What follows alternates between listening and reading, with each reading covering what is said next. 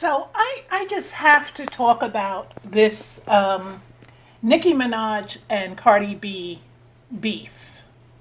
Now, for starters, Nicki is 35 years old.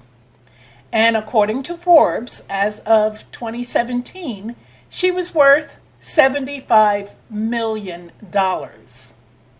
Cardi B is 25 years old.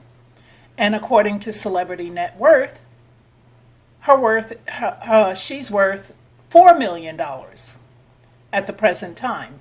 But that's pretty impressive when you consider that just last year she was only worth 1.5 million. So her stakes are rising. However, both of these chicks is too old to be fighting. I don't even call this beef. Considering the ages, this is roast beef.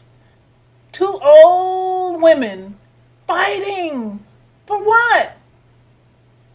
Now, according to sources, and even Cardi herself, when she went off at the event, this was a Fashion Week event, she was upset about Nicki supposedly making some comments about her abilities as a mother. And this was 2 months after giving birth to her baby, Culture. She addressed the situation and she wound up leaving the event with a big knot on her head and a ripped dress. But the point of the matter is they left out the fact that in July, Nicki took the classy route and sent Cardi B a $5,000 gift basket from Petit Tresor in LA, which only caters to rich kids. My thing with these two fighting is that when do you leave the streets behind? Now, Nicki and Cardi are both from New York. Cardi claims blood. This is what she said in her records, and she's told people that she's blood. And Nicki, although she doesn't purport herself to be a gangster, she does talk a lot of ish. Gangster-ish. So, who knows what was said? But this is not the schoolyard. Back in the day, when I was a kid, people would fight because somebody said something about their mother. It took me years to realize that I don't even know my mother. So what does it matter if someone else said something about my mother? They damn sure don't know her. But there were many fights over what somebody said. And you would think at the very least that these females would take a look back on other female rappers who couldn't take an insult or a diss, or who just had to prove how badass they were, and they wound up catching a case. Prime example, in 2001, Da Brat. She pled guilty to misdemeanor reckless conduct after she battered a woman with a rum bottle. And this was during a dispute over VIP seating. Who cares about VIP seating? This was in an Atlanta nightclub in the year 2000. And the victim in that incident received 6 stitches for a head wound. Brat wound up serving a year's probation and performed 80 hours of community service, and she paid a $1,000 fine. But she didn't learn her lesson because on October 31st in 2007, she was involved in another altercation that ended in assault at a Halloween party at Studio 72 nightclub in Atlanta. Brat initially argued with the hostess, and when the hostess walked away to talk to the manager, Brat attacked her from behind, striking her in the face with a rum bottle. Here, with the rum bottle again. Somebody need to stay off the rum. The waitress was rushed to an area hospital, and police arrested Brat and sent her to jail. In court, she entered a guilty plea to aggravated assault charges. She was sentenced to 3 years in prison, 7 years probation, and 200 hours of community service. In May 2010, she was temporarily released from prison as part of a work release program after serving 21 months. Then on February 28, 2011, Jermaine Dupri announced that she was officially released from prison. and had completed her sentence. Her civil trial, which stemmed from this altercation, commenced on February 24, 2014. And on February 28th, a civil jury awarded ex-NFL cheerleader Shayla Stevens, who was the assault victim, $6.4 million to cover her injuries and her past, future, and loss of earnings. So, not only did Brat wind up doing time, but she also had to come out of pocket. People need to think about that because from what I understand, Cardi has a history of throwing shoes at people.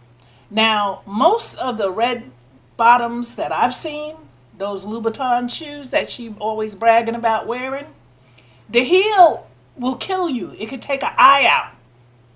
So I don't think she wants to continue to do that because chances are she's going to seriously injure someone. And then while she's in prison, she'll have time to think about her actions, but it'll be too late. Another case in point, and this was in the case of two friends, no less. On July 13, 2007, Remy Ma, who was born Reminisce Ma, turned herself into, I think her last name was something else. Reminisce Smith. Not Ma. Reminisce Smith was her last name, her born name. She turned herself in to the New York City police in relation to a shooting early that morning outside a Manhattan club. Police say that while she was with a group of people outside the pizza bar on July 13, 2007, which is a Manhattan night spot, I don't think it's up anymore, she had a verbal confrontation and she left at 4 a.m. During the entire incident, a gunshot to the torso wounded Makita Barnes-Joseph, who had been accused of stealing $1,000 from Remy. Now, police sources indicate that Makita later identified Remy as the shooter. Remy pleaded not guilty to the charges of attempted murder, assault, and criminal weapon possession. She was later charged with witness tampering and assault when, in August 2007, she was accused of causing several male friends to attack a witness's boyfriend. On March 27th of 2008, Remy Ma was convicted of assault, illegal weapon possession, and attempted coercion in connection with the charges. She was immediately taken into custody pending sentencing scheduled for May 13th. She was acquitted of the witness tampering and gang assault, but at her sentencing, the judge noted her disregard for the victim following the shooting, commenting that the rapper rifled through the victim's purse looking for the alleged stole money, and this was as Makita lied there seriously wounded in the car. Remy then left the vehicle, jumped into a waiting car, and drove off, leaving Makita in the front seat, bleeding. No money was ever found in Makita's purse or on her person. So the shooting caused Makita Barnes-Joseph to undergo several surgeries, and in 2007, she filed an $80 million civil lawsuit against Remy Ma for damages that she received along with pain and suffering. Remy served an 8-year term at Bedford Hills Correctional Facility for Women in Westchester County, and she was released on August 1st in 2014 after serving 6 years. I'm not sure how the civil suit turned out, but I believe the young lady was awarded something. Point being is that, all that gangster talk and bravado and all that stuff, yeah, it looks good on record, it looks good on paper, but the bottom line is nobody's going to put up with that, especially a court of law.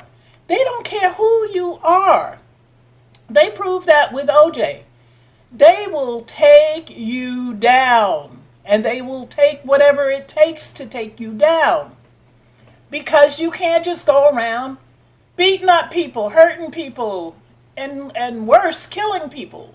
Because there's always the off chance that that one lick you put in might be the final lick for the person that you put it into. You never know how your actions are going to affect the target of your anger. Because when you're angry, you're not thinking about that. All you're thinking about is inflicting pain. Then you worry about the consequences after the fact. The other thing is that this incident happened at Fashion Week. Do not be surprised if these two never get invited to anything fancy again. Because nobody, they don't care what your rep is or how hood you think you are. You're not going to come to these fancy places and mess up their event by acting like thugs. Nobody wants that in their place. Half of them people were getting out of the way because they didn't want to get hurt. The other half was taking pictures because this was entertainment for them.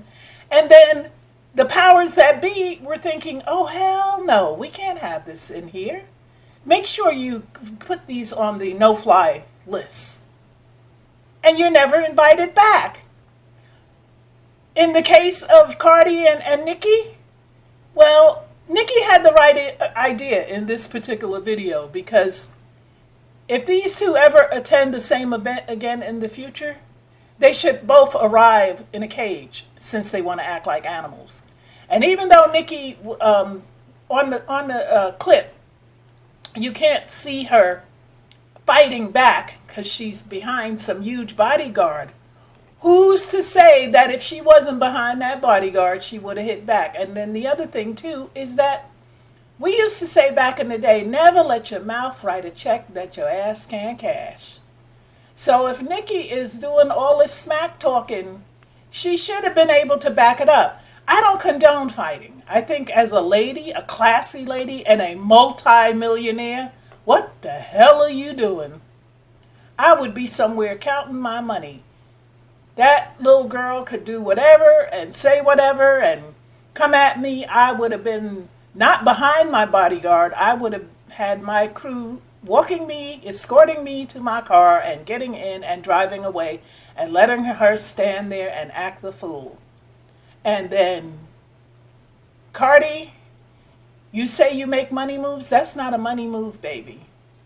Acting like a hood rat is not a money move. It may have got you the fame in the beginning, but now you're there. So don't start at the bottom and go back there.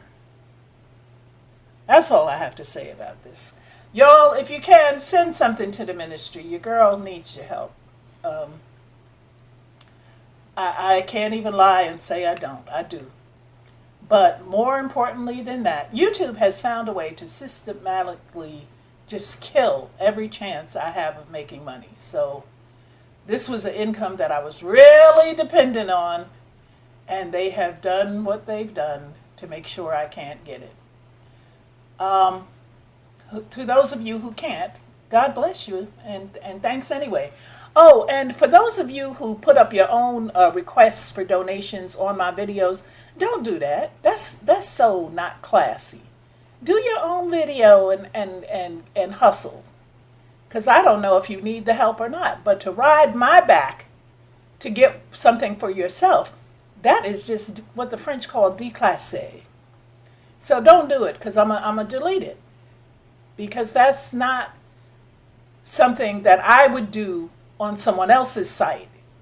And so I believe we do unto others as we would like them to do unto us. Okay, that's all I have to say. Thank you for tuning in. God bless. Lord, help these people realize that fighting is not the answer. If you learn to walk away, then you live to see another day. That's words of wisdom, Lord, that I hope can be scattered throughout the land so people can stop acting like fools over stuff that don't even matter.